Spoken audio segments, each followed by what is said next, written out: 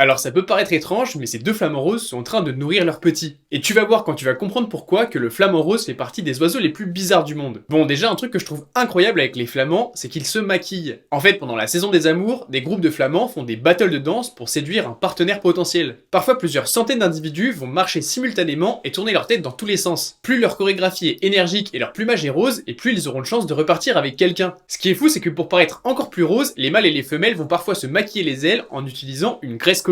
Et le pire, c'est que ça marche. Les flamands qui se maquillent sont souvent les premiers à être choisis lors de ces drôles de ballets. D'ailleurs, chaque espèce de flamand a sa propre danse. Par exemple, dans le sud de la France, en Camargue, nos flamands roses se tordent le cou et font une sorte de révérence pour montrer le rose de leurs ailes. Et du coup, vous l'avez compris, être rose pour les flamands, c'est super important pour pouvoir se reproduire. Ils obtiennent cette couleur en mangeant plein de tout petits crustacés bourrés de pigments rouges dans les marais salants. Ces pigments vont alors colorer leur plumage, et la couleur d'un flamand démontre sa capacité à se nourrir. Mais ces pigments vont aussi colorer un élément caractéristique des flamands, leur lait. Parce qu'ils font partie des rares oiseaux avec les pigeons à produire du lait dans une poche de leur œsophage appelée le jabot. Les mâles et les femelles vont produire ce lait rouge caractéristique dont ils vont se servir pour nourrir leurs petits, et qui fait penser à du sang. Et comme d'hab, si la nature t'intéresse, n'hésite pas à t'abonner.